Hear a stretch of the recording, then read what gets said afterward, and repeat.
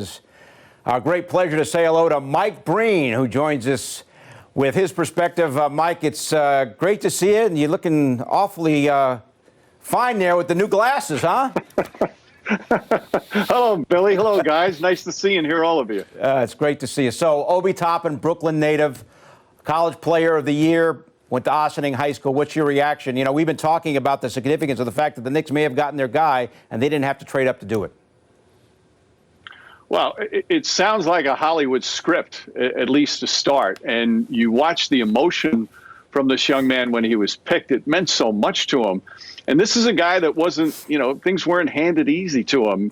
As you guys have talked about, he wasn't highly recruited. He never had dreams of the NBA when he went to Dayton. He had to go to prep school after high school. So it's a guy that had to work for everything. And those are the kind of players you love. And I have a hard time evaluating a player that I've never seen in person, but in watching the tape and reading what other people say about him, the people that have been around him, it's like 100% universal. They love this kid. They love his spirit. They love his selflessness.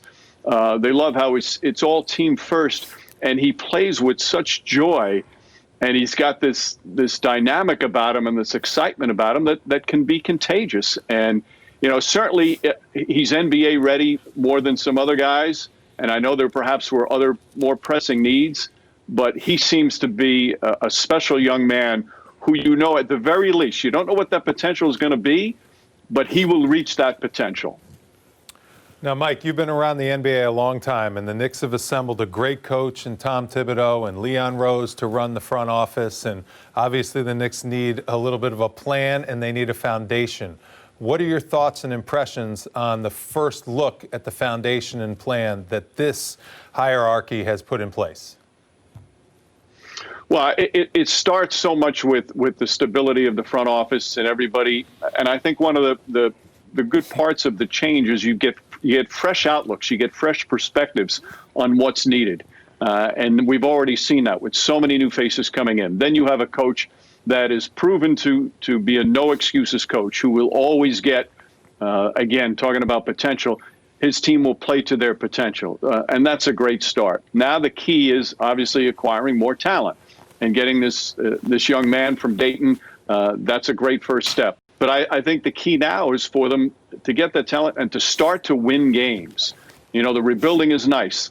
The development of young players is nice. But in order to get free agents, in order to really get more talent, you've got to start to win games, because free agents, as we've seen, they're not going to come to a team that wins 22, 24, 25 games. They want to go to a place where they have a chance to win and compete for a championship, or at least go far in the playoffs.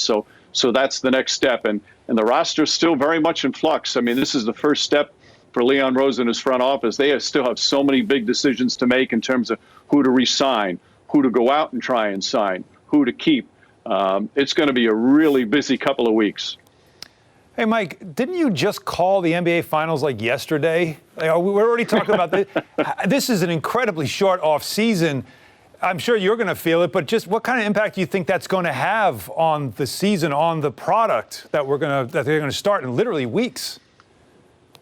You know what, Alan? It's much like my thoughts when we went into the bubble down in Orlando, because it's unprecedented, because it's the shortest gap between the end of the season and beginning for some teams. It's also the longest gap for other teams, the 8 teams that didn't get into the bubble and haven't played since March. So it's almost impossible to predict. You're going to see some teams that maybe want to stay a little more to what they had and not have so many new players, because there's not a lot of training camp. There's not a lot of time to develop. But then again, you might see teams just go the opposite way. So it's really like the bubble was for me. It's really going to be hard to predict the beginning of it. And I think especially if you have a new coaching staff and so many new players, what the Knicks might have.